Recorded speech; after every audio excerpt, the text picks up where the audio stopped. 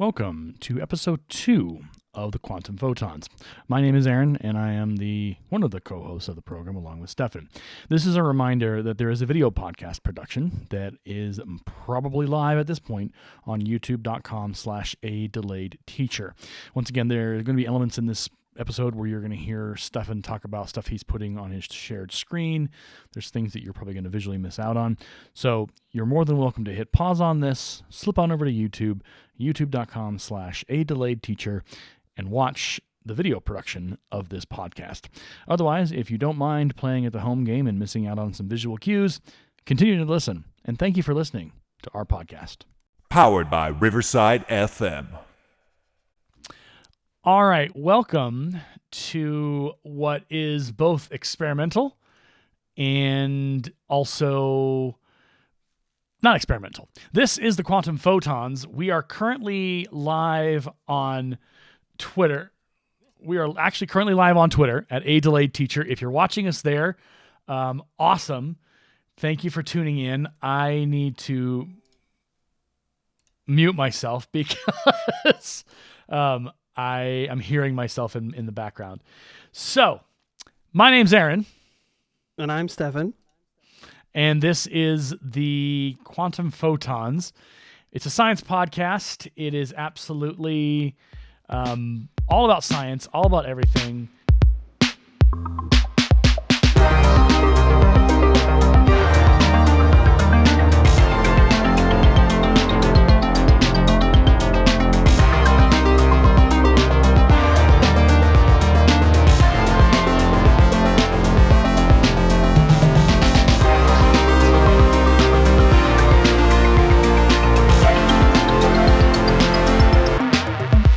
All right. Well, welcome back to the Quantum Photons. My name is Aaron, and that's Stefan on the other screen. And today, it's the first day we've actually kind of scheduled. Oh, scheduled isn't the right word. The first day we've kind of outlined what we're going to talk about. And in our first episode, we talked a lot about who we were as scientists. I am not. I'm a language arts scientist. I'm a teacher. And Stefan is on the road in school and has taken part in a lot of sciencey, NASA-like experiences. And so today we figured, you know what?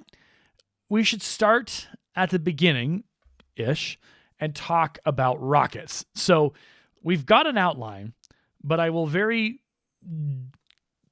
transparently warn you, there may be some jumping around. It may be a little bit of a tilt-a-whirl as we navigate through our structure and how things are supposed to go. So we ask for your grace and your mercy upon us as we at times may stumble, or we may stride confidently from the starting line to the finishing tape. But that's please, what we need to say is we're just going to stride confidently. Yeah, we're going to fake it till we make it. No, we're going to not fake it. We're not faking anything tonight. No. This is the real deal. This is the true Hollywood story of rocket science. Okay, don't hype it that much. It's going to be out of control. It's going to be great. It's fine. Everything's fine. It's going to be out of this world. So let's start. We've got to start somewhere. So it's important that we start with a brief. And again, this is not exhaustive. This is not encyclopedia. This is a brief history of rockets. And I'm going to rely on Stefan to kind of hold me accountable and keep me on the straight and narrow as we go through this. Some of it's going to be me, but some of it's also going to be Stefan kind of talking about his knowledge and stuff like that. So we're going into the history of the thing. And the first thing that we have to really talk about, which has become more of a modern conversation, is the real true reality of what happened pre World War II and post World War II. Before World War II and up to a certain point in World War II, we were losing the rocket race. The United States, nobody was really doing well. The guys who were doing the rockets really well were unfortunately the Germans, because they had the rocket scientists, they had the Werner von Braun's, they had the people who knew and were making strides and designed the V2, and are like everything was working with when it came to the rocket side of things for Germany. And what's interesting, and it's something that's just started to have been talked about now more recently, is when von Braun and his scientists, the Nazi scientists, because there's no doubt they were a part of that party, they were then either recruited or they defected, or a little of both, over to the United States. And it was at this point that the game changed, because now we had the brains. We had the brain power to begin to design rockets, to begin to not just use rockets for weaponry, but to use rockets to get to space. And so Werner von Braun and his team directly changed history for the United States and NASA. And a lot of what we saw after that was an acceleration of the space program and everything there. So As a again, quick it's aside, yeah. before rockets, as in rockets going to space, the whole point of recruiting von Braun and his team was for what the military called Operation Paperclip, which was to develop guided missiles for the United States. So that was the initial reasoning for Werner von Braun and his team. It wasn't actually until a little later, when they moved to the Redstone Arsenal in near Huntsville, Alabama, that things started to change a little bit. After they had made these ballistic missiles, the president was like, well, okay, we need to maybe switch gears. So he transferred his rocket development group there to what is now known as NASA. So that is how the whole NASA story began. NASA came from not only the president deciding, hey, we need to develop rockets, but a majority part of that team was actually making rockets to fight the bad guys. That's what started NASA, and it's kind of crazy to think that, but that's where it came from. So, there is so again, I'm not a NASA scientist or a NASA employee or have really like anything with NASA, but there's been a lot of, I guess the word would be pressure and conversation around the idea of accountability with NASA's past. Werner von Braun and his connection to the Nazi Party is absolutely a conversation, I think, that's worth having without invalidating the impact and effect that he and his scientists had on the future spaceflight. We wouldn't have gotten to the moon or anywhere where we were supposed to go without that situation happening. But it doesn't make it okay for what he did for the Nazis and for his membership and their membership in the Nazi Party. I want to make that very clear, because it's not we either talked about it or I've talked with somebody else about this, but there's been kind of this washing of the historical backgrounds of a lot of people in NASA who have those little, kind of that dirty laundry where, hey, this guy did this bad thing, or they did this thing, and we're not going to really talk about it. We're going to just write a glowing review or a biography about him, and that's what's going to be officially in the books, versus a critical eye going, hey, these guys, there's some history there. We need to be honest about where they came from. And so that's the context of this piece of this part of this kind of section of the episode is that we can't talk about any of it without acknowledging that, we stole their scientists. We got them, and that was the game changer. There's a reason why these guys were very smart. They were very intellectual. They knew and understood the science of it, and they understood how to make it work. And they had an eye for it. They had a brain for it. And we were not able to get there until these guys stepped in. So to be very clear, I just wanted to put that at the beginning, because I know there's going to be people who'd be like, well, why didn't you mention this thing? Well, we did. We made sure.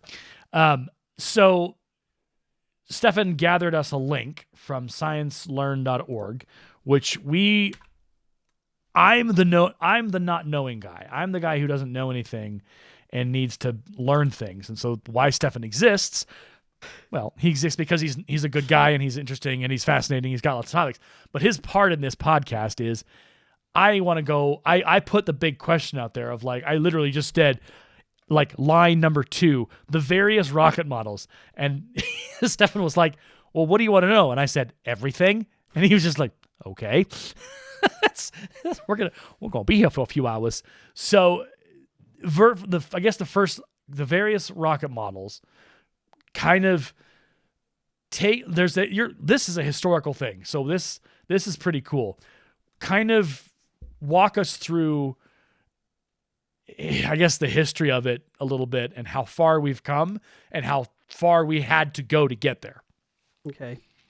So first off, this is a very comprehensive list, so I'm probably going to skip parts of it. The first thing you actually need to know, which most people do not know, is rockets actually began in China. They called them Chinese fire arrows. That was the very first rocket that ever existed. Was an arrow created by the Chinese. They used it against Mongol invaders. However, as time went, so the Germans were the first to actually invent the 2-stage rocket that reached higher altitudes. As we kept going, the first successful liquid propellant rocket was actually done in 1926 by Robert H. Goddard, or the person who, I mean, if you know NASA, Goddard Space Flight Center, that's who it's named after. So he was the first person to fly a rocket powered by liquid oxygen. Herein, it will be known as LOX because it's just easier to say it that way, and gasoline. Okay.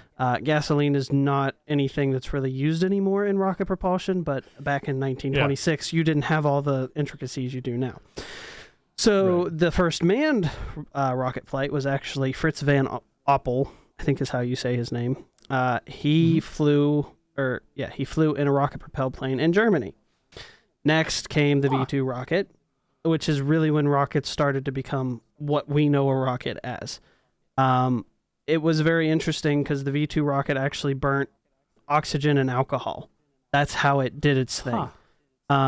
Which, to my knowledge, there's no rocket currently we use that burns alcohol. I could be wrong, but that's to my knowledge so far.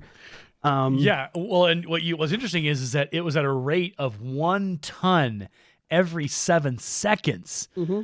That is hecka fast. Very. Very. I think what's fascinating to us in 2024 is you think about, okay, well, how many tons of that do you have to load on a rocket to make it go where it needs to go? And the math on that just makes my brain go, nope, don't want to think about that, because that's a lot of weight, because then you got to counter the weight with the strength of the rocket to get it to go where it needs to go.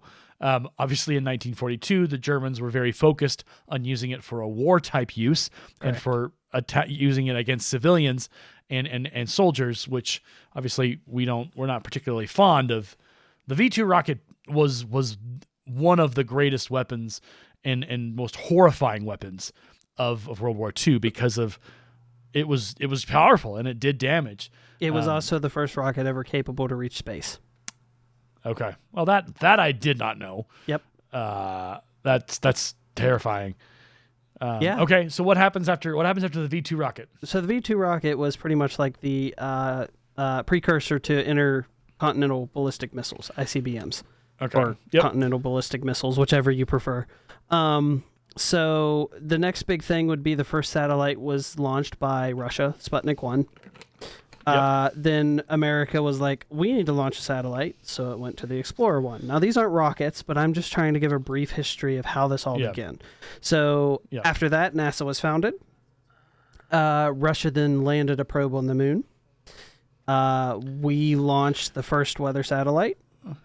Yep. The Russians were the first to actually orbit Earth with Yuri Gagarin. So can we talk about, I'm going to take a side route for a second. are you familiar with the stories of Russia's various experiments, like failed experiments with getting people into space and all that? Some of them. I'm not going to say I'm like super prolific, but I know some of them. So there are actual recordings of this where they'd launch people into space or launch people and they would shoot out of orbit, or something would go wrong. And so these poor souls were lost. Yep. And so there would be communications where they'd be like, hello, home base Russia, can you hear me? And as they would get farther and farther and farther out in space, the communication would fade, the signal would fade. Russia wasn't like we were with our astronauts. They were far more, I guess the word would be, brutal in their testing. Barbaric. They were very barbaric in their testings. Yeah. Okay. We'll go with barbaric. I think that's probably a safe bet. And so there are out there in space, in wherever they've drifted, if they've continued, there are capsules with Russian astronauts who were left to die because Russia was the space race, it was intense. And I think when we watch movies like when we watch Apollo 13 or we watch these space movies and the space race and they show John F. Kennedy and all this, I don't think there's enough understanding of just how important this was to people to get into space and to be the first to do this and to be the first to get to the moon and all these things. There was such an intensity that, Russia put people up in an attempt to get them to the moon or farther, and they sacrificed lives. I mean, they sent dogs and animals, and like, it was the lore on it is, if you get into it, it makes you want to just like sit down and like cry, because these are human beings that Russia just said, go and experiment, Merry Christmas, and hope you come back. They didn't.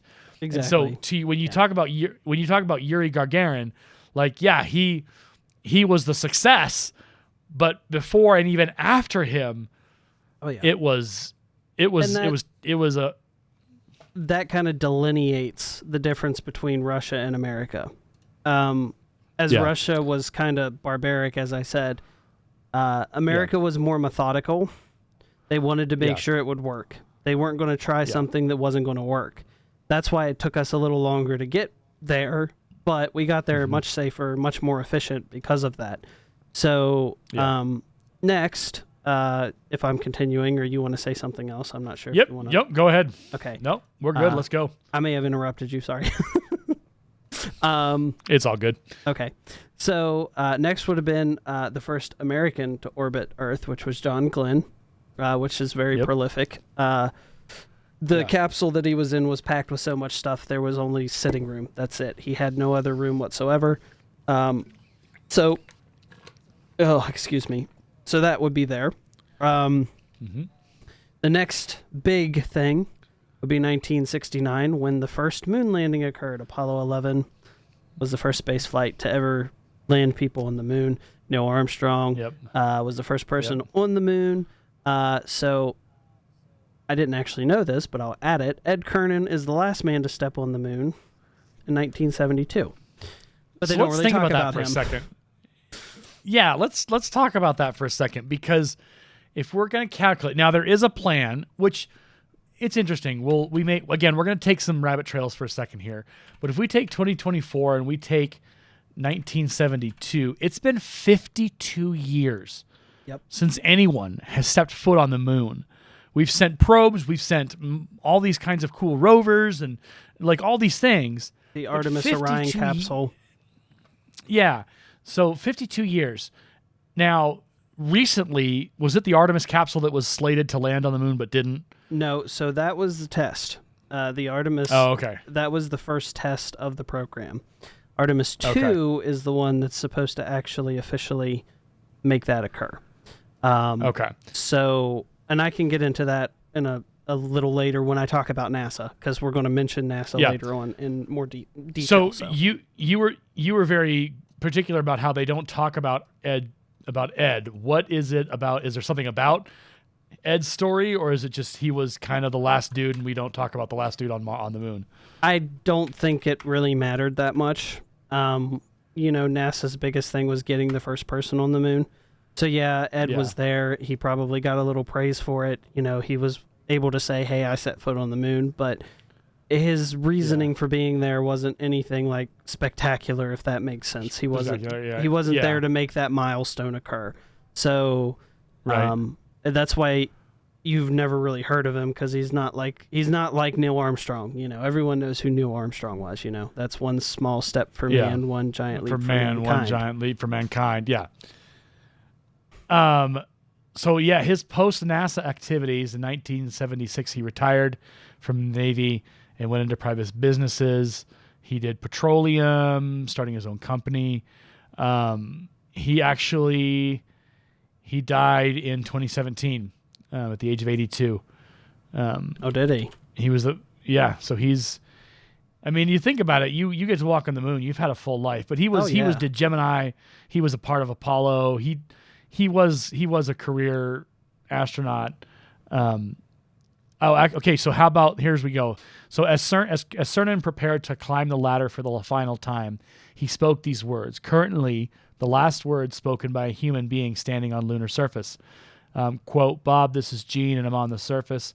And as I take man's last step from the surface back home for some time to come, but we believe not too long into the future, I'd just like to say that I believe history will record that America's challenge of today has forged man's destiny of tomorrow. And as we leave the moon at Taurus Lithro. We leave as we came, and God willing, we shall return with peace and hope for all mankind. Godspeed, the crew of Apollo 17. That's beautiful. That is. That's poetic. Clearly the man knew how to write, or had someone write for him, but I think he probably knew all the astronauts were well spoken. They had intellectual, whatever you want to call it. But yeah, it's an interesting thing. Gene Cernan was the last man, and he's gone now. And a lot of our astronauts of old have passed, and there is that urge, that push to get back to the moon, because that's where it all began for us as a country and as a people and as explorers and astronauts. That's what put us ahead of the Russians in the space race. Yep. All right, so go ahead and continue. Okay.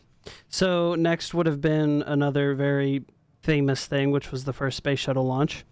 That happened in 1981. So if you look, it went from 1969 to 1981 before we launched a rocket again. The Saturn V, it had outlived its usefulness at that point.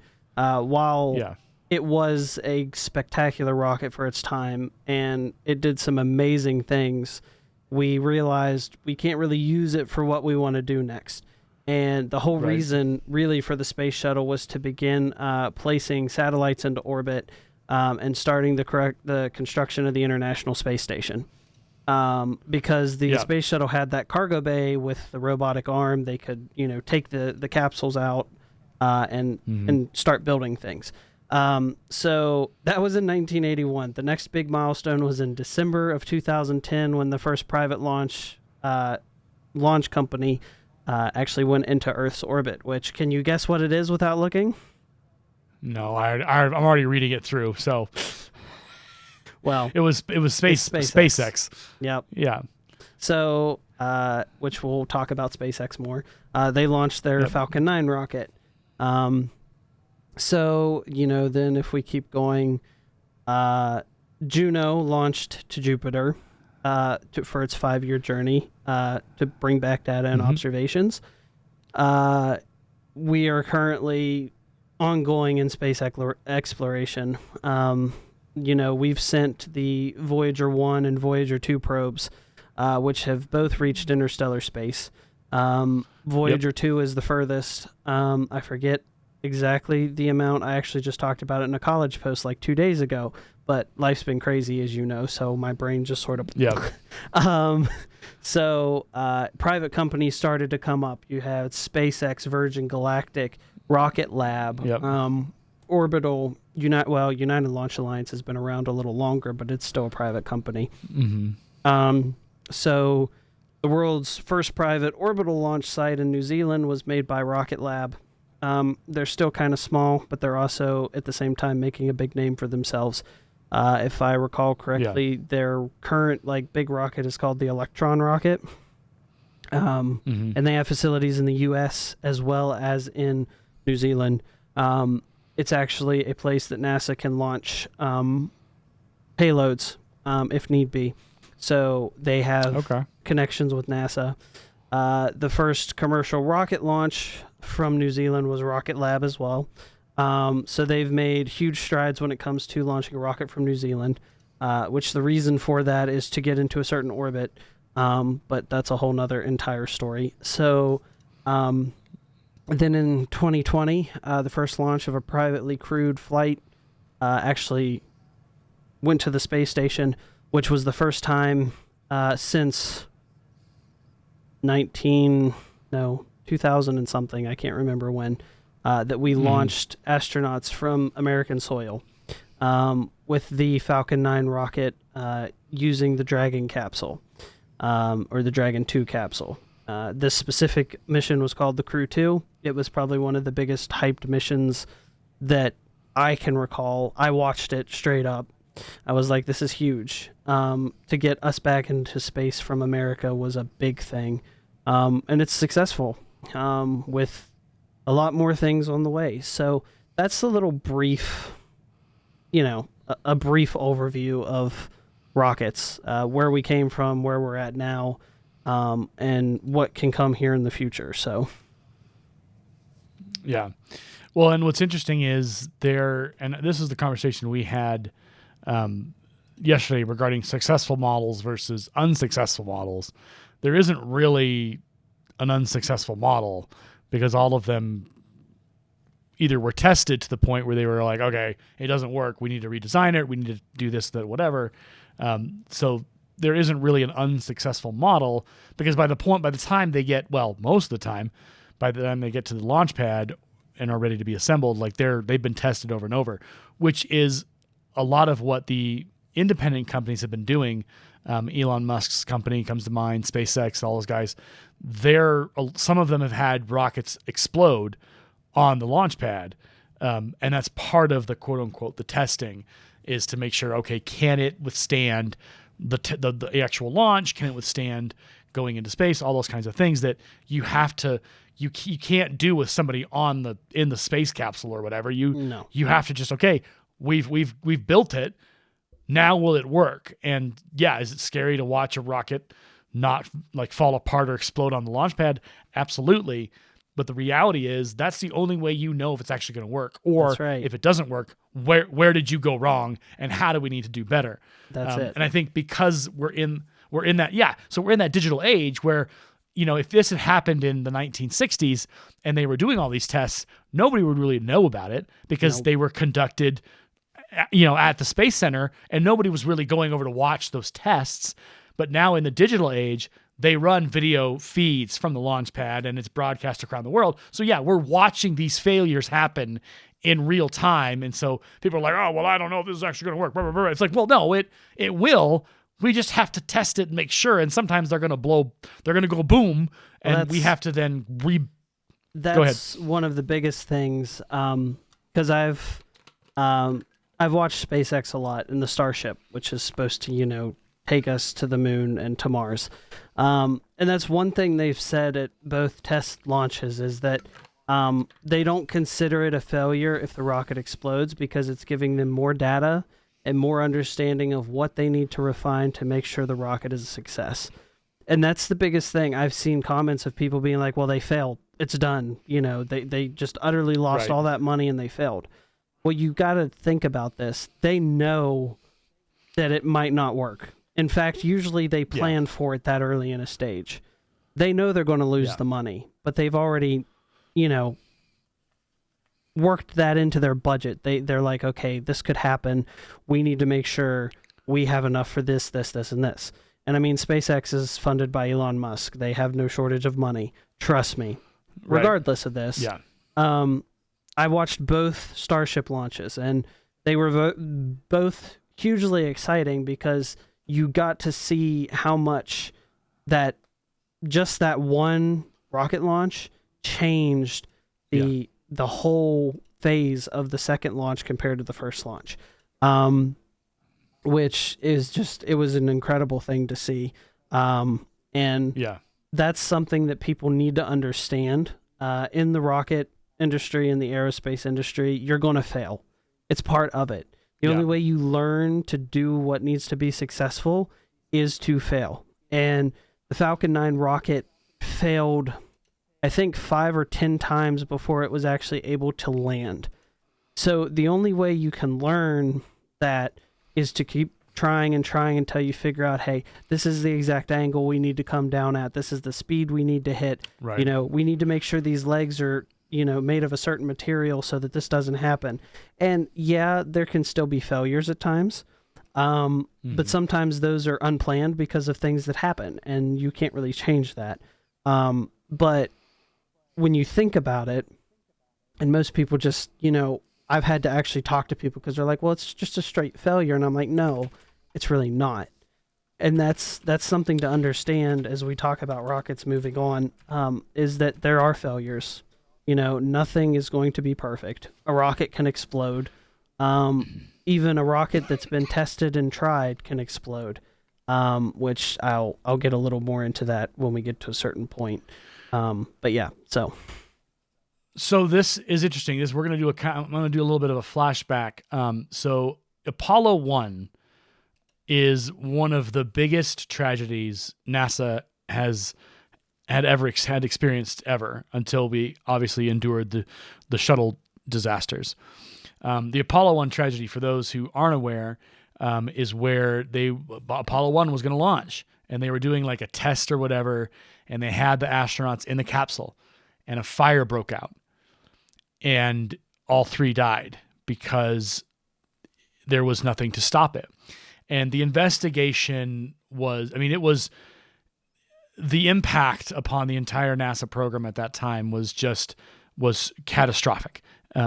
You had it was the first Apollo 1. It was going to go to we're doing it.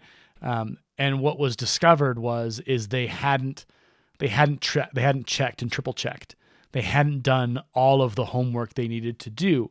And I mentioned earlier that the space race, it was a race. There was this idea and this feeling of, both in the cultural zeitgeist of the country, of the people, but also in the NASA program, is we have to get this going. We got to beat the Russians. We can't be last. We can't even be second. It was a matter of pride. And looking through the lens of 2024, we can definitely analyze that and say, well, was that the right thing to do? Did we really care about being first? And while I accept the lens of 2024, I also reject this specific instance, that lens would have a very hard time understanding what life was like in the 60s with all of this. There was so much at stake.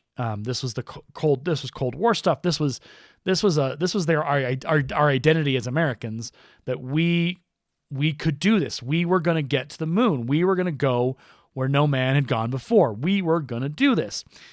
And so a lot of the issues with Apollo 1 is that it wasn't that it was rushed, but the due diligence wasn't there. And I've watched a couple of documentaries on it, and it's heartbreaking, because they had the choice to put the guys in there or not to put them in there. And they chose to strap them in, but there was no escape. The amount of critical failures, safety wise, that were not ready for prime time, was, to use the word again, catastrophic and heartbreaking, because their deaths could have been prevented. But there was this idea of, we have to go fast. We got to get this done. And so, yeah, after that fire, it was a come to Jesus moment for that crew and for NASA. And they worked so hard, diligently, so hard, to make sure those mistakes were never repeated. It became almost a cause for each person that put hands on the capsule and the rockets. Like, we're not going to let Apollo 1 happen again. And it was jarring. And the NASA program at that time was very intimate, everyone knew everybody. You knew the 3 astronauts. Everybody, it was a family.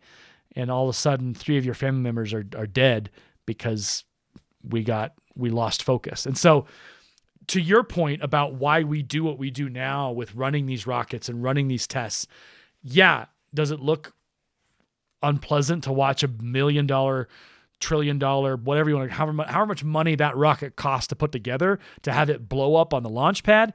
Yeah, sucks. People are like, why are we spending money on this? We could have spent this money on this and that.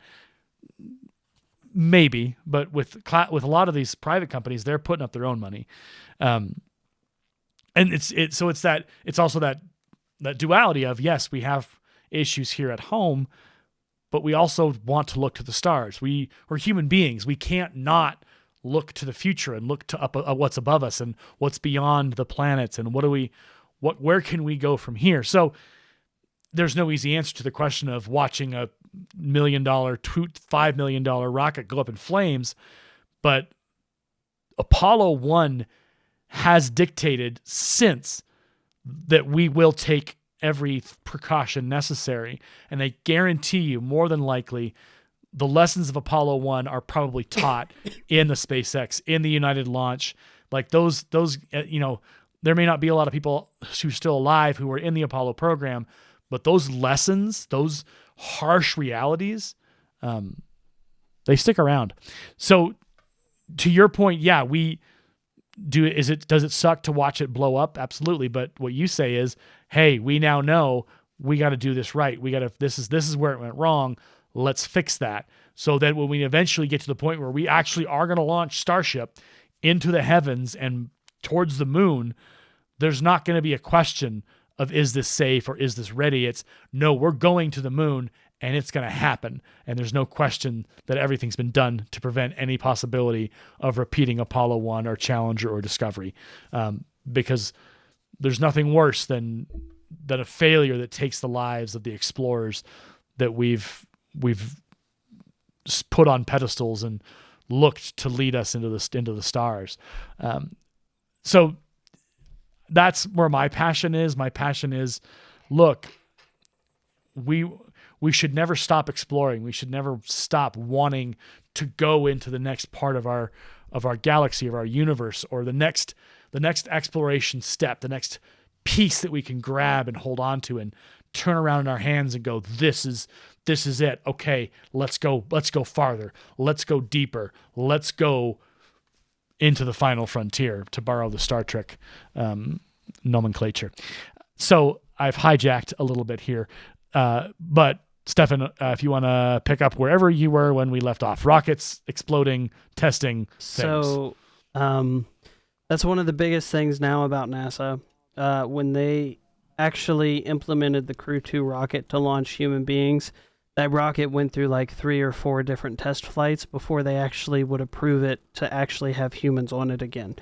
NASA has went through a lot of criticism, and they've had to go through a lot of issues and change the way they do a lot of things, the way their safety teams look at things, the way that they check things out, because ultimately we're gonna talk about something that's not pleasant, but people know it existed, they know it happened, and that was the Challenger shuttle disaster. Yeah.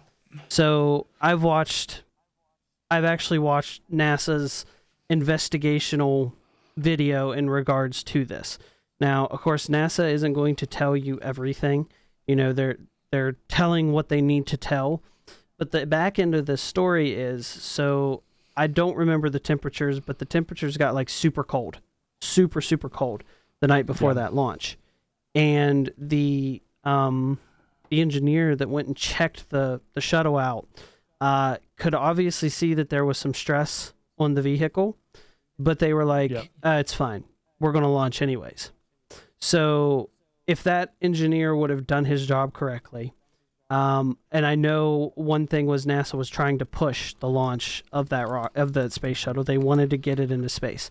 But in my opinion, as someone who has seen what has happened, don't rush.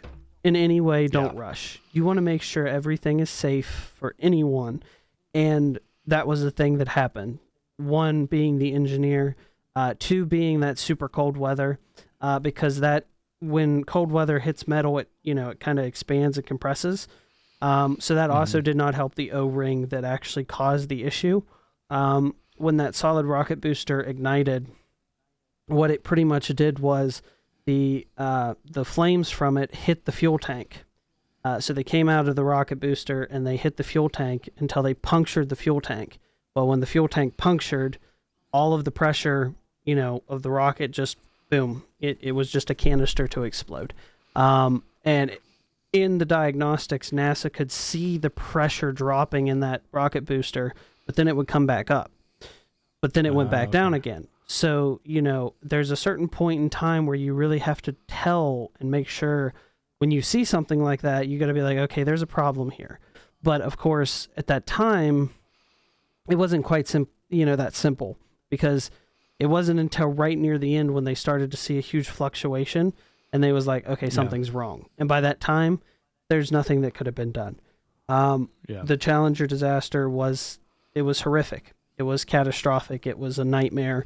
I've talked to people that were there, saw it live on TV, and you can just tell, even now today, when they talk about it, they're appalled that it happened. And like I said, that's one of NASA's biggest things now is safety. The government actually pretty much pushed them. In fact, the whole reason the space shuttle program ended was because it was deemed unsafe. After having two rockets explode, regardless of NASA's checks and balances on it to make sure it was ready and okay, it was deemed that it was unsafe. They needed to figure out a different vehicle to send people to space. And that's why for the longest time, you did not see any launches from America. NASA at that time had not worked with the private space industry yet. But the space shuttle, even though it had two critical failures, it also propelled us into space to build the International Space Station and beyond. It was an amazing vehicle, and its merits are great, but it also tests NASA's knowledge, and it made them have to be more thorough in their checks before a launch. I'm sure if the weather ever got that cold again, regardless of the rocket, NASA's going to be like, no, we ain't doing that. We're going to wait. Right. We're going to make sure this rocket's ready, it's safe, and that no one's going to be hurt. And so that's something that I can, you say, and this might be bad on my part, but you say it's hard to watch a rocket explode when it's being tested. Yeah. It's not when you're in the mindset of what my mindset is, knowing what I know. But yeah, you know what's the purpose of it. You know that it is. If it does go, someone who doesn't know, I can only imagine they're like, oh my goodness, that just exploded. That's horrible. Yeah. But it's funny because at times, like one of the first Starship tests of just the ship, not with the booster, it landed, but literally like 30 seconds later, boom, it exploded. Yeah. So there's actually a compilation on YouTube, if you would want to go and watch it, viewers as well as you, Aaron, of SpaceX failures of the Falcon 9 until they started to land it, and it shows the failures. So it shows you that things don't always go as planned. Nothing's perfect. The space industry is one of the hardest things to do because you have to get everything right. And it's not just a simple, hey, the first time we do this, it's going to work. That's not how this works. Now, companies that have the knowledge, they've done it for years. They build a new rocket. There's a potential they could make it work in the first time, but they still test it. They test every aspect of it because safety. Safety is one of the most paramount reasons for what we do now in the space industry, especially with rockets. So, as you said, I told you yesterday, unsuccessful models wasn't really an unsuccessful model. There was some disasters that occurred, but I can't say that there was any model that was unsuccessful in meeting the mission criteria that it was set to do. So, the ones that got us to space, just to mention them, would be the Saturn V rocket, the Space Shuttle, the Falcon 9 rocket, currently, and the Soyuz rocket, because we use the Russian capsule in between the Space Shuttle and what we now use by SpaceX's private-owned rocket. The ones that got us to the moon, Saturn V has been the only rocket to actually get humans to the moon, because we have not went to the moon since the Saturn V. So there's not really another rocket that the U.S. has that's went to the moon. They've had probes, orbit it, different things like that. Yeah. But the Gemini capsule and the Saturn V were two of the biggest things to make landing on the moon possible. Then it just sort of went from there. The Gemini capsule being the first space capsule, so it was before the Apollo 11. So I want to make sure and just clarify that. So it was one of the first things to get us to space. So there wasn't. You put the question in here, and I got to answer it. There was no ship that took the space shuttle to space. The space shuttle was made to go to space. The thing that made that occur was SRBs, solid rocket boosters, and the fuel tank, which for the people that can watch this live, I'm going to show you exactly what that is, so you're not like, what is he talking about? What is this thing that he's mentioning? So let me just pull up a picture here, and we'll...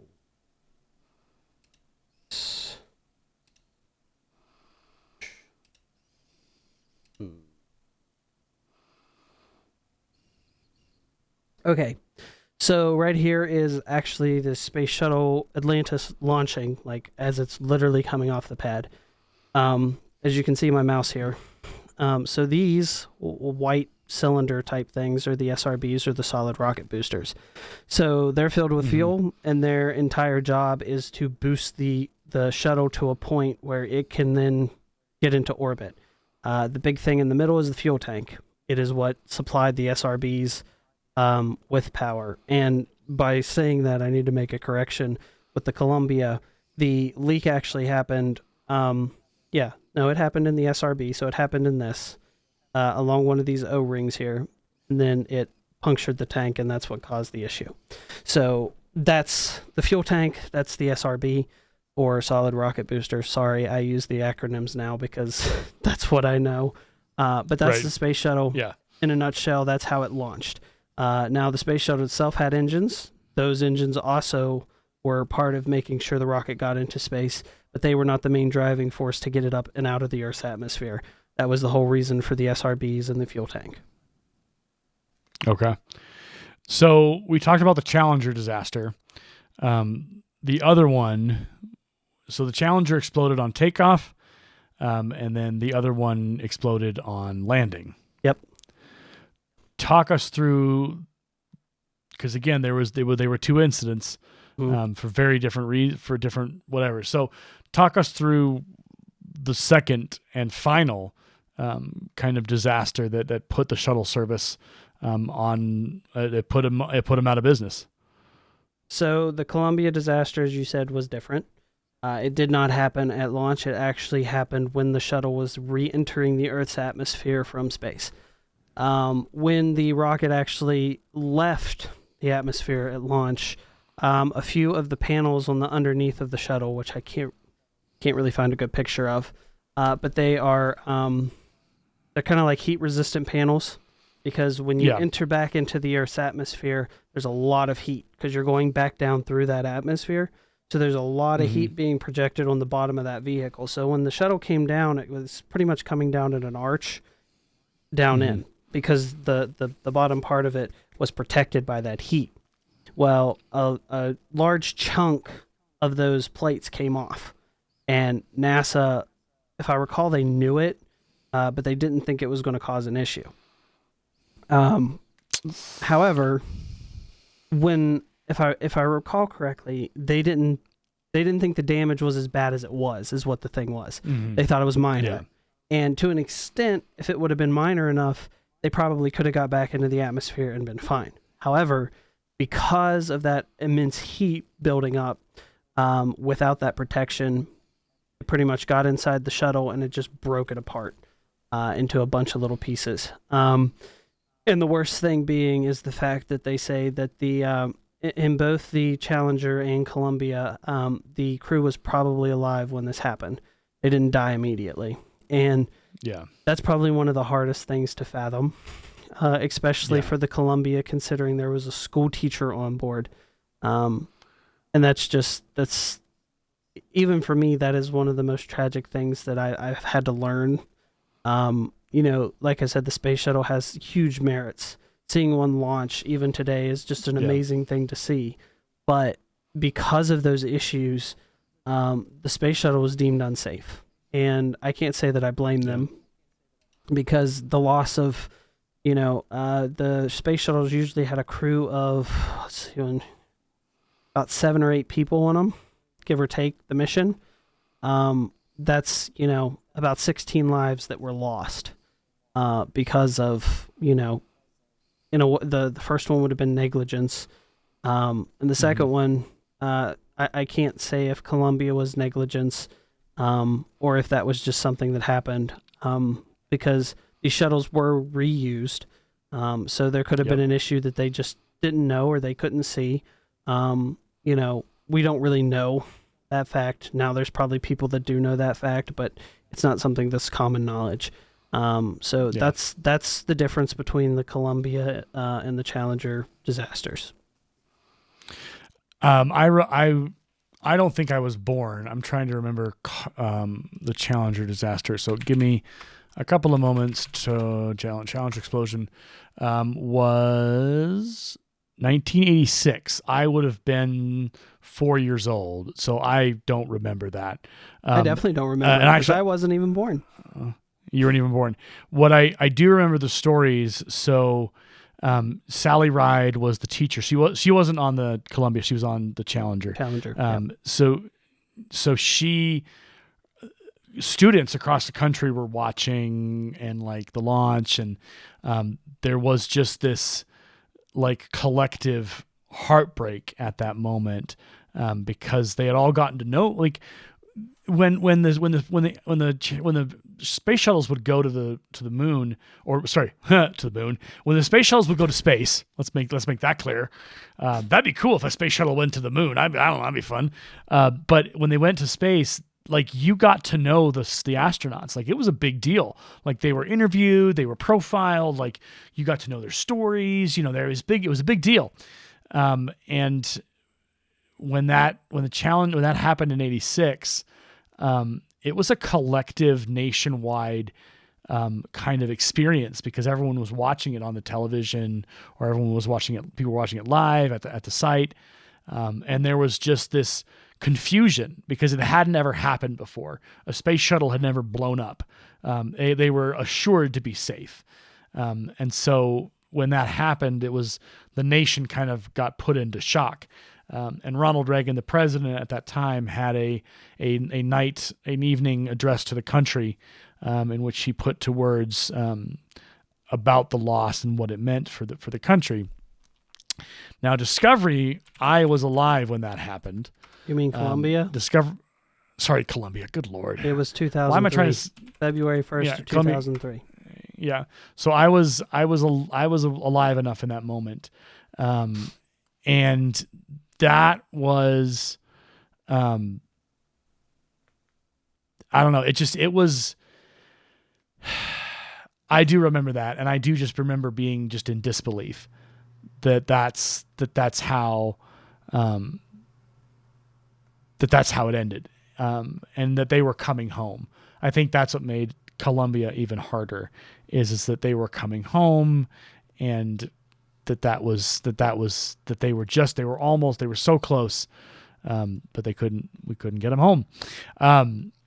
So the loss of that program put us so the private companies, they were already probably in progress, but they really started stepping up their game, because now NASA had to redesign a shuttle or redesign something that could then do it. So a lot of companies stepped in. So let us shift into the various private companies and operations in existence. The big one that we all know is SpaceX. And that's Elon Musk's company, that is funded, and he's visibly always involved. He's always at the launches. He's always retweeting it, sharing it, whatever. Actually, sorry, not retweeting. He's reposting it now that it's X. Thank you, Elon Musk, for relabeling Twitter for reasons, which we're live on X, by the way. We're not live on Twitter anymore. We're live on X. So yeah, there's SpaceX, and so I'm curious for you, Stefan, between SpaceX and United Launch Alliance, what are the differences that you see between these two programs? Okay, so United Launch Alliance has been around a lot longer. It's actually been around. Let me find the time so that I'm not telling you something that's not true. Come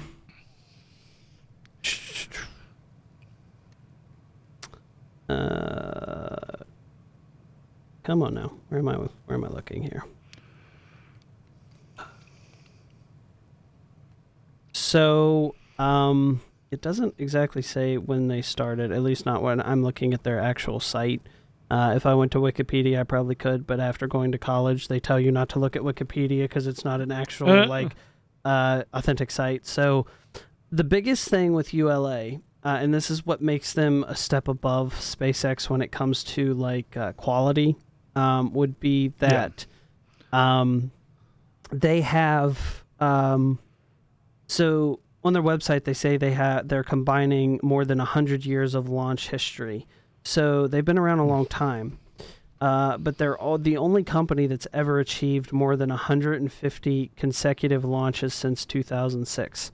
And every single one of those launches has been a success. They have never had a failed launch.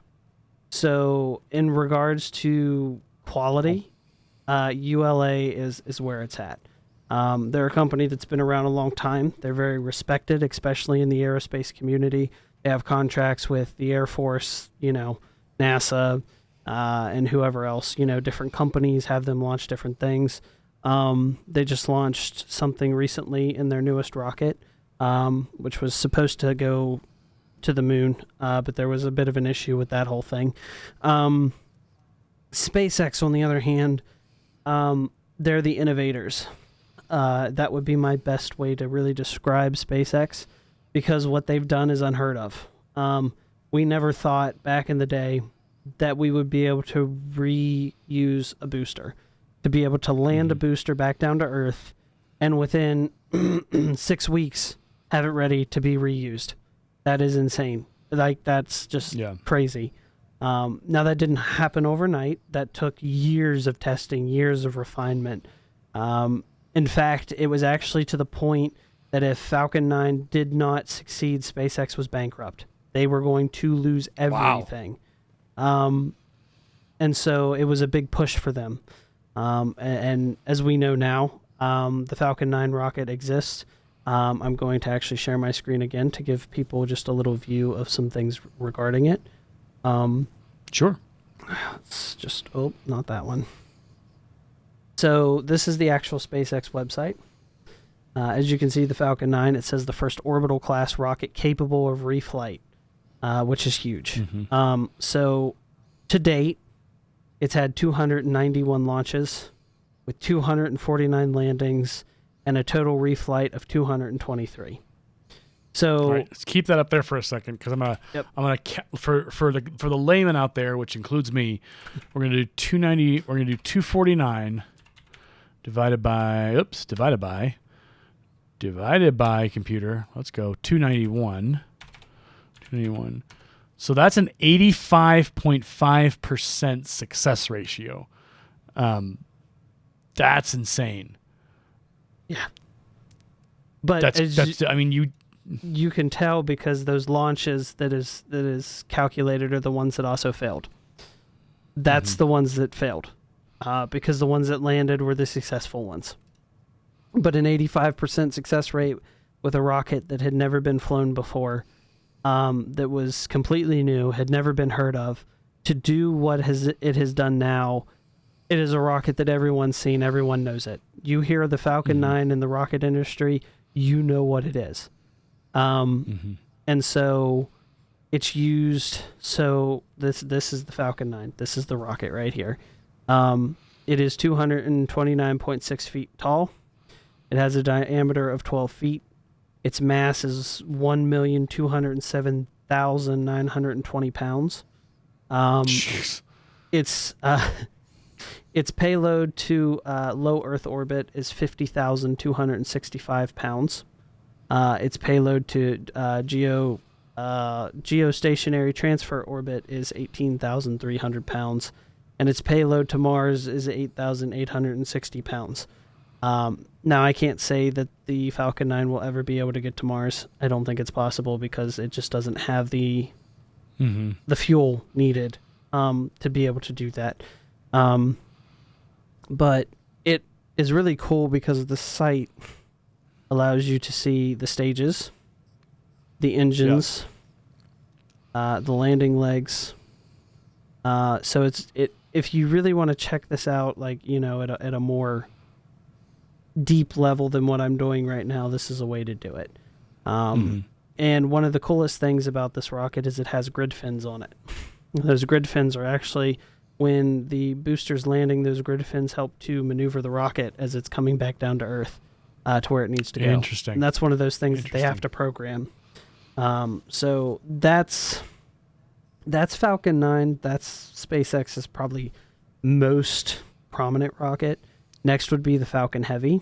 The Falcon Heavy has over 5 million pounds of thrust. It's essentially 3 Falcon 9 boosters strapped together, essentially. Okay. It has not had as many launches because it's not really needed unless you really need to take something heavy into space. That's what it's for. That's its whole purpose and reasoning. So they actually land these cores back down to Earth. So it separates and it lands back down to Earth. And I saw one of them. It's really cool to see. That's incredible. So that's the Falcon Heavy. So it's pretty much just the Falcon 9 on steroids. That's really the way to think about it. And then, of course, the Starship. The Starship is to service Earth's orbit, Moon, Mars, and beyond. The Starship, in my opinion, is a beautiful rocket. I love seeing the silhouette of it before it launches. But it is gigantic. It is 397 feet tall. It is the tallest rocket to ever exist when fully stacked, which means the first stage and the second stage are connected together. Okay. The rocket is also, it has another high achievement. It is the most powerful rocket to ever launch. It is absolutely insane when you see this thing launch. You can tell the power that comes out of it. If you actually look at articles of the first test, you'll see what I'm talking about, and that's all I'm going to say. Let's just say there was some issues that grounded them for months until they got it fixed because it was deemed unsafe. But the Starship is it's a big rocket. It's definitely something to see. It's powered by liquid oxygen and also subcooled liquid methane. So they use liquid methane and liquid oxygen as the propellant and the coolant. Liquid oxygen is usually mostly used. LOX is used as the coolant because it cools everything. That's what liquid oxygen is. You wouldn't want to stick your hands in liquid oxygen. Bad idea. So as to kind of show people how cold liquid oxygen is. So this is a Falcon 9, and you see this steam, essentially this mist. When the rocket is loading propellant, it has to depressurize the extra, so it's bleeding it off pretty much.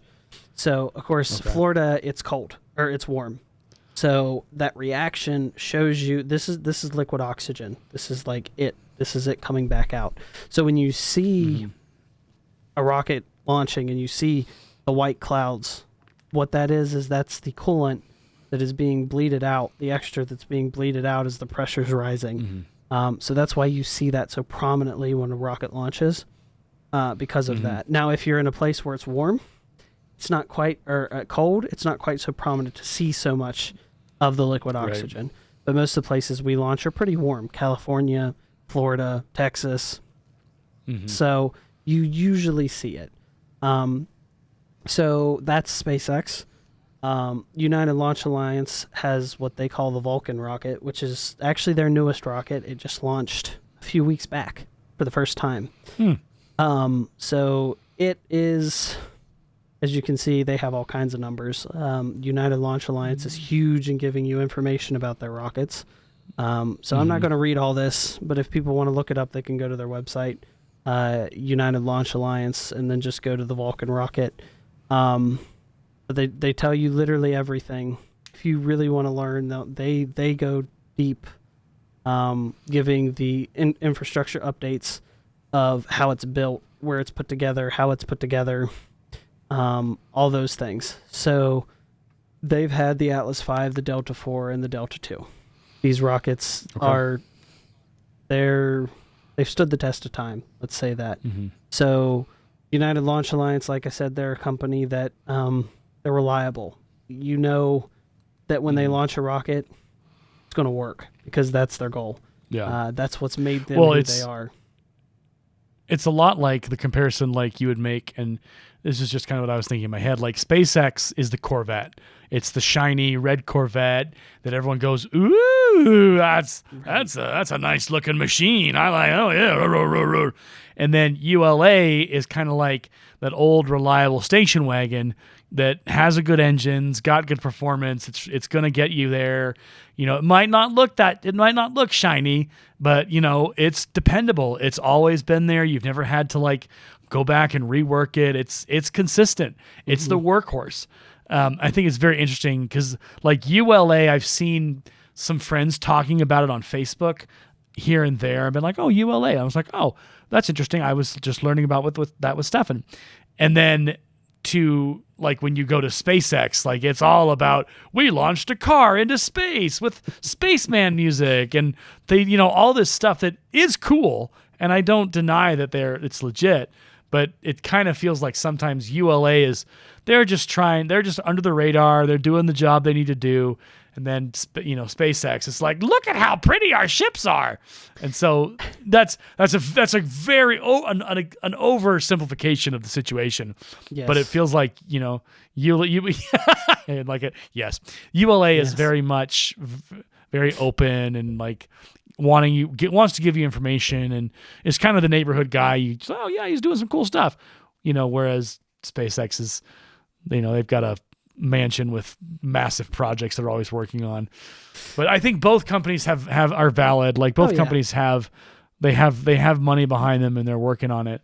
As the fact aside, that to something you said earlier that I just want to make sure people are aware of, because you said the rocket is assembled on the launch pad. That is not correct.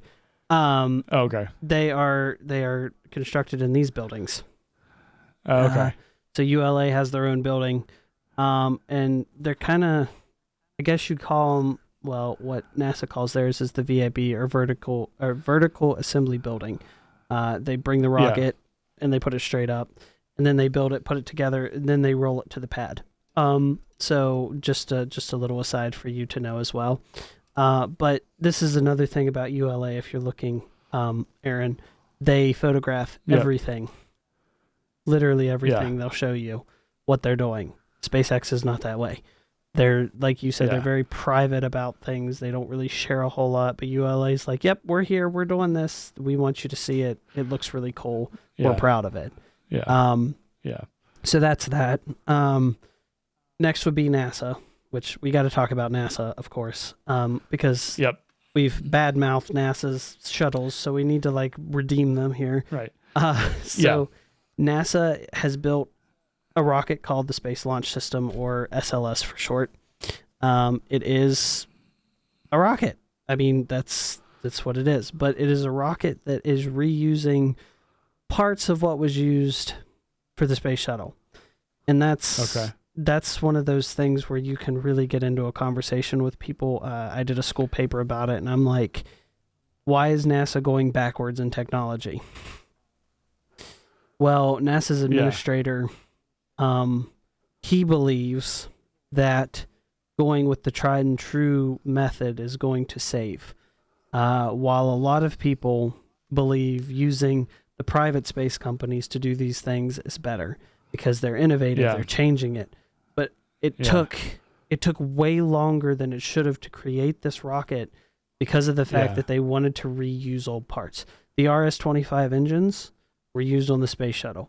The solid rocket boosters were used on the space shuttle. So I have mixed opinions when it comes to the SLS because of that. But the SLS, I mean, it is an impressive rocket to see it.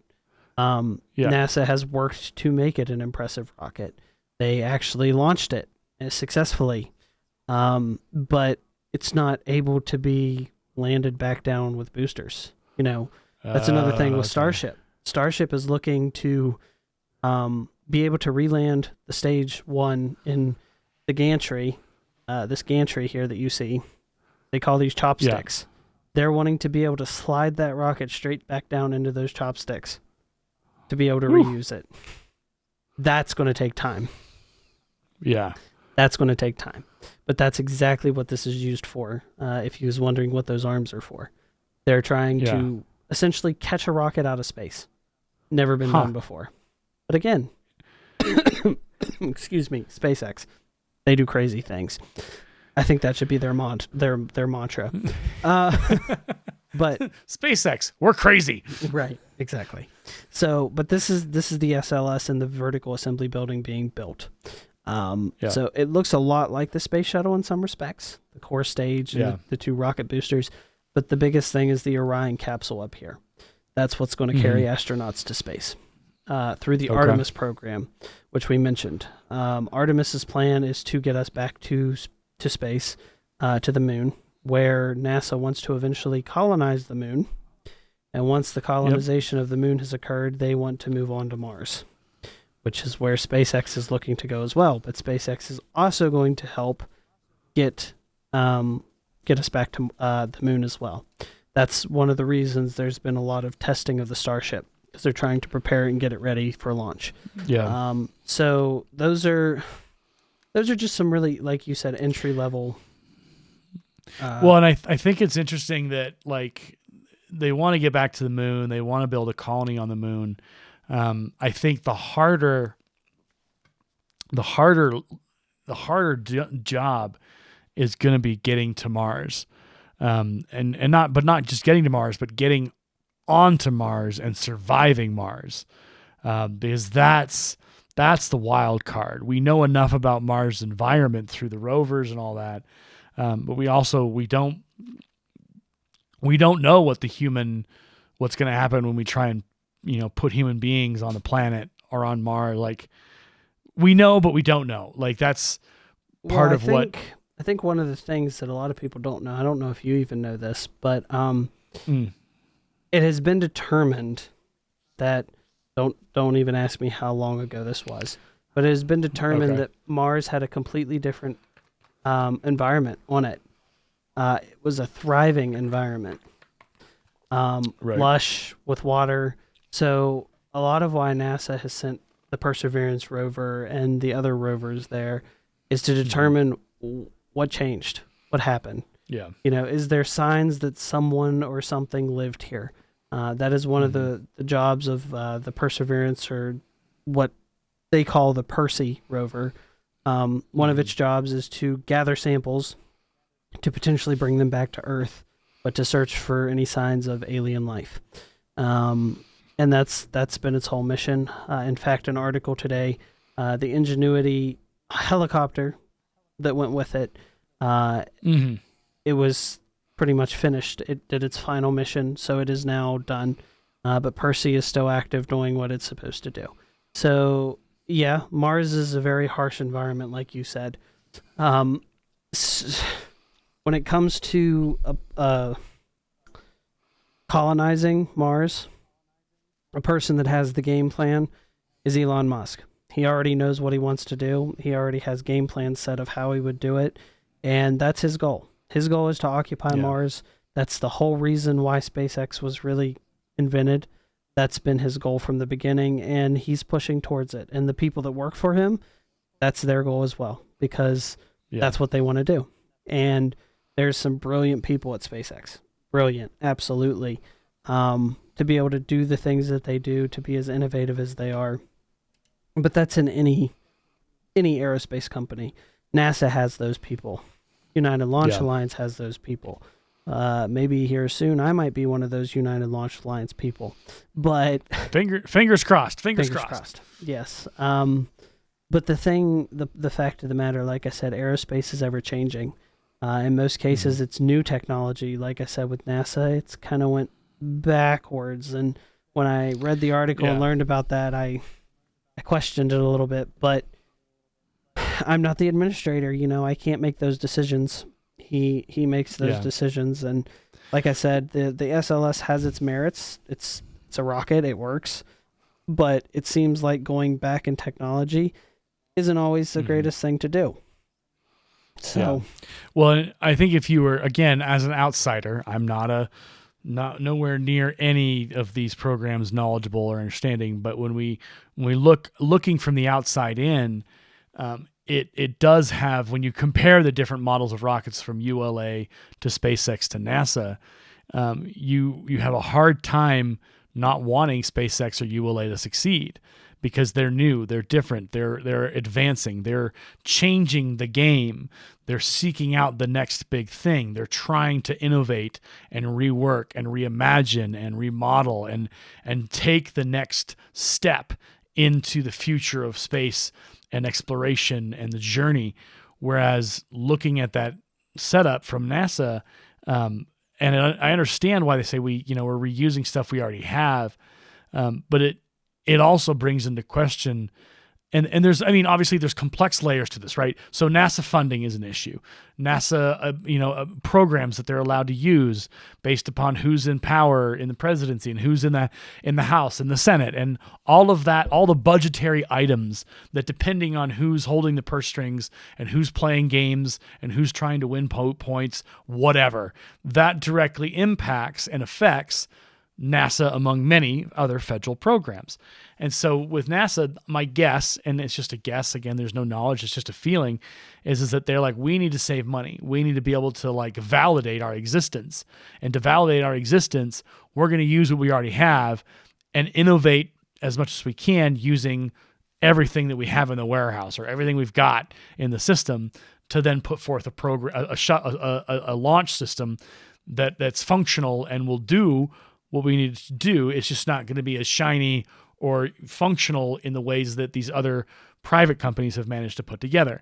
And so there's no shame in NASA's game. Again, I'm not an authority on anything. I think I understand why it was what it was. But I think what you're kind of alluding to, and what a lot of people, I think, commentary about NASA recently has been, is, are we innovating? Are we following in the spirit of John F. Kennedy and the race and the hunger for the innovation and the future and the new and the next step and the next level and the challenge of making something bigger and better that will get us to the moon and beyond? And that's a lot of people have questioned. I've read some things and stuff that people have questioned. Does NASA really have what it takes? And the answer is, of course they do. But is it because they're being hamstrung by budget or being hamstrung by people's requirements for how the program is going to look? And so here's the thing: you look at a federal program or a federal whatever. There's a lot of layers, and it's complex. Right? There's rules, there's regs, there's pieces, there's parcels, and all this. So they have to go through all this. I would call it red tape, but they have to go through all these levels of bureaucracy and whatever. When you look at ULA and SpaceX, they don't have much of that. They just go, we're going to make this, here we go, let's dance. And there's just that unwavering, I don't even want to call it, the unwavering march forward into the new future of space travel. And even Virgin Galactic is kind of, they're in the background. They're still working it out. They're still climbing the ladder. They're still trying to get to commercial space travel. There's Rocket not Lab. a lot. Yeah. Rocket Lab, stuff like that. And so it's this weird moment where NASA, the legacy of NASA, again, outsider looking in, has always been about the next big thing. And I think since Challenger and since Columbia, there's been this kind of slowdown that we're not sure we want to get back up there that fast because of the tragedies we've endured.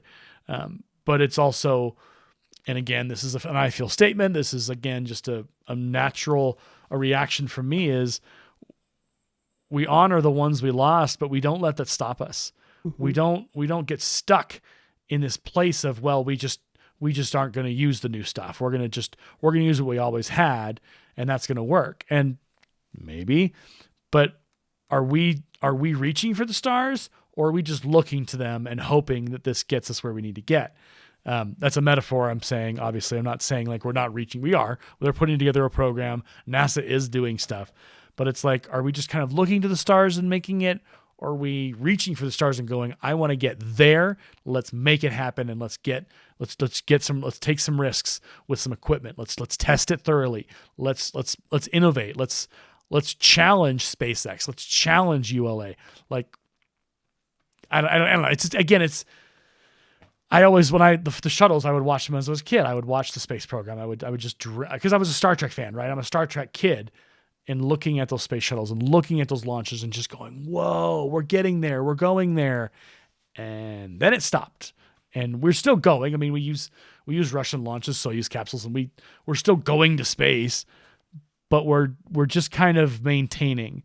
And I think ULA and SpaceX, they offer that opportunity to take the metaphor of the kitchen sink and the kitchen and to just smash it apart and remodel it and make it something entirely different, entirely new, and entirely extraordinary in the future that it holds. So, yeah, there's a lot of feelings. And again, I'm kind of like your everyday guy. Like, I want to see us back on the moon. I want to see humanity reach to the stars. I want us to reach to Mars. I want us to reach beyond. I want us to get out into the deep, dark recesses of the universe and see space. What there is to be seen. Yeah, interstellar. Which, again, there's the reality of if we send anybody out there, they're probably not coming back. And that's the reality of it right now is that we don't have the ability to bring them back. We have the ability to send them, but that's bringing why them back we've sent home probes, because we know they're not coming back. A lot of that. I will so just here's say what I'm going to say. As a Go quick ahead. aside, you was talking about the administrator with NASA and the budget. Yeah. So the budget committee is a huge thing. But I also read articles where there's specific people within NASA administration that does not agree with the administrator's thoughts on using old technology to do something that new technology could do. And in fact, they were very upset that it took so many years for the SLS to be a thing because of going backwards in the direction. So it's a very touchy subject. But I do understand what you're saying with budgeting. I've learned NASA budgeting. I had to do it. It's a pain. Yeah. It is a pain. Yeah. And it is something that is important, and it has to be done. And there's those checks and balances, and there's that red tape, as you said. So I can kind of understand it, like I said. But then my brain, being who I am, seeing what I've seen and what I want to do, I can't 100% agree with the fact of going and using outdated technology when you could still make a new rocket. It may take a little longer, but you could still make those innovations for a better rocket. I will say that the Artemis 2 rocket will have a different engine on it. Aerojet Rocketdyne is making a new engine for the Artemis 2 rocket, or the SLS-2 rocket. But that's really the biggest innovation in regards to it so far that I've seen anything. So, yeah. Nice. Well, I think I'm going to call us we'll take on the basic concept of rockets next week. I think we've hit that hour and 23 sweet spot. I don't want us to go any longer. I want our audience to like be able to take in everything we've kind of thrown at them and rain down on them. Like, it's been a lot. I also need to apologize. I got to make sure and make my apology for last week's episode. I am human. I made a mistake. And to the people that truly know this, I am sorry. I said that the Enterprise from Star Trek is what brought the aircraft carrier hold on. and the space shuttle. I want to make a note here. When he said it, my brain short-circuited, and I wanted to say something, but you were so far down the story that I was like, whatever. But in my head, I was like, no, oh, crumb. I should have And said, well. So that's what I did continue. afterwards too. But we was already way too far into things. So my apologies. Yeah. The Enterprise for Star Trek actually came from the Enterprise that has been around since the 1700s, the Navy, all those things. So my apologies for that mistake.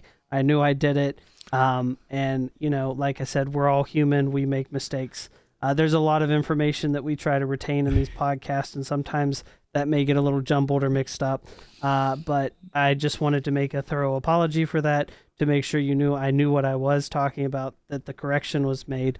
Just to add that. What's funny is that the Enterprise, when Gene Roddenberry created Star Trek, the fact that originally it was the Yorktown, but then they changed it to Enterprise. I love just how culturally that name now holds a place, and it held it. So your point was half right, because they did build the shuttle Enterprise. It never went into space, but it flew on the back of an airplane. Like it did things, and I believe it still sits at the NASA facility as like a display model. The Enterprise is there, but the Enterprise shuttle was absolutely a Star Trek connection. Yes. There's pictures there's pictures of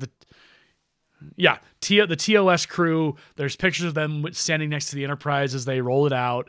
And I think that is a lovely kind of when science and science fiction collides and creates just this sublime moment of, all right, we've put the two together, and the name, and as Captain Kirk says, or Picard says, let them never forget the name Enterprise. The Enterprise now means so much more to so many people because of the connections that it shares with our Navy history, our space flying history, and now our film and our nerd history. And eventually the name Enterprise will follow whatever the next iteration of ships, as they fly into space and seek out, the final frontier in the undiscovered country. I don't know. It's exciting, but it's also cool because it's like my own nerddom has its place in history. The Enterprise, no one will forget the name Enterprise. And they'll go to Wikipedia and they'll go Enterprise, and they'll look at that history and go, oh my gosh, that name has power, and it has meaning, and it has importance. And we are human beings are all about importance and names that carry weight and meaning, and they're strong names. The Enterprise is a strong name.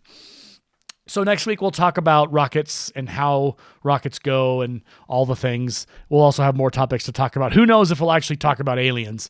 I don't know. We'll see. We'll see if that conversation has legs or webbed feet, as the aliens would have. Area 51. Anything else you want? Yeah. Anything else you want to throw in at the end there? No, I think that's about all. Hopefully the information that I provided you, taught you something you didn't know. I love talking about this stuff, as you could see. It was fun for me. And for the people that see the video, you will see my screen. You'll actually be able to see hands on those rockets to see it a little better, and some things like that. So we hope you enjoyed the episode. And I hope that you have a great week coming up as we prepare for next week. And we'll see you next week. Definitely. We'll be back again next week. We want to give a shout out to the actual software that we're producing this on. It is powered by, so it's riverside.fm. We're using it to record, but also to live stream out to Twitter right now. We have the option to live stream to YouTube and LinkedIn, oddly enough, and Facebook, I think. So there's a good chance we'll do that again. We'll try that next week. We'll try multiple live streams to see if it catches. Twitter/x.com is always tricky because sometimes you get engagement and sometimes you don't. So that's the episode. My name is Aaron. That's Stefan. We will see you next week. Feel free to check us out. adelayedteacher.com is where you can find our little website with the player for the web episode. And we'll see you next time. Keep the skies clear. How do we want to close this out? Clear skies. Clear, yeah. Get those clear skies, and join us in the journey into the final frontier. Until next time, thanks for listening. Thanks for watching. And we'll see you on the flip side.